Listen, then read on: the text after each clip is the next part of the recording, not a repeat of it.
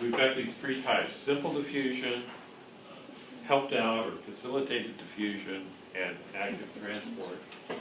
For the last two, for facilitated diffusion and active transport, these involve these protein structures in the membrane, and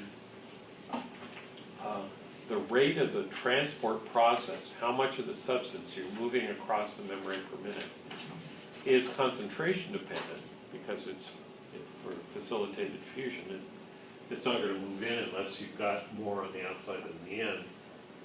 And the bigger the difference, the faster the flow, but the rate is saturatable.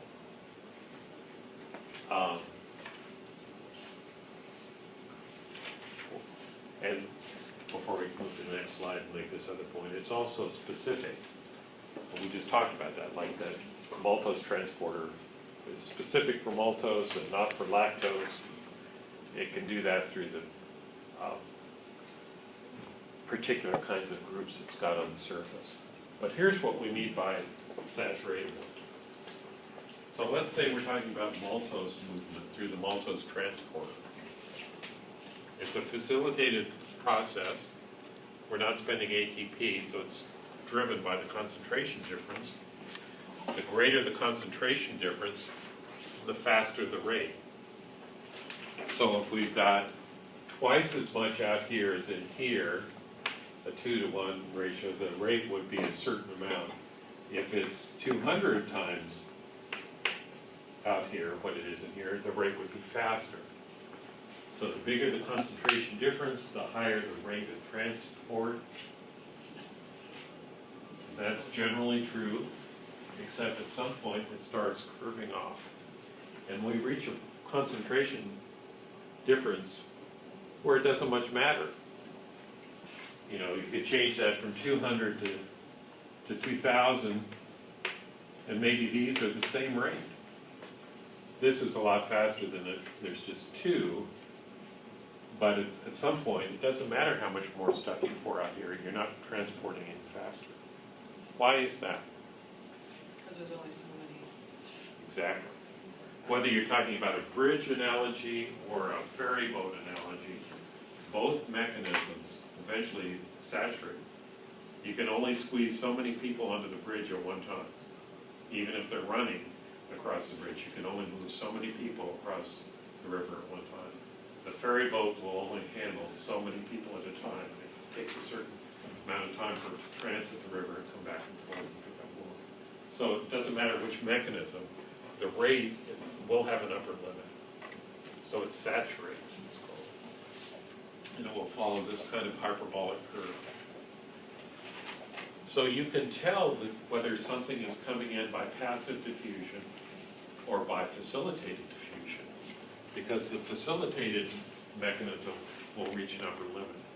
If things are just sneaking in on their own, if it's like people swimming across the river on their own, it's not mediated by any kind of transport at all. And if you up the number of swimmers on one side, more people will cross per minute.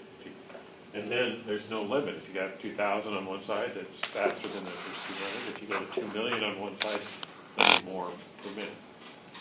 The rate is much slower than if you have a bridge, but it's a linear relationship which doesn't saturate.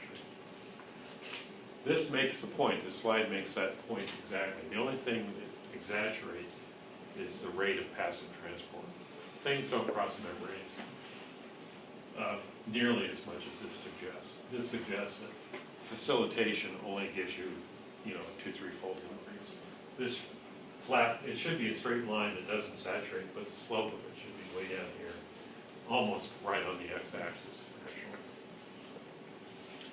actually. In other words, these transport proteins make a huge difference in the rate of transport. Take, for example, transport of glucose. This is a picture of the glucose transporter in red blood cells. So we've got like 5 millimolar glucose floating around in our serum. The red blood cells need some of that glucose. So here's inside, here's the serum outside.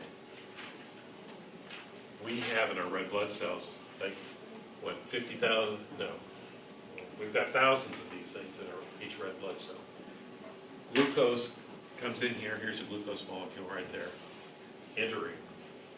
So the whole point of this membrane protein is to facilitate the diffusion of glucose from the outside to the inside of the cytoplasm. Now look at how much it helps.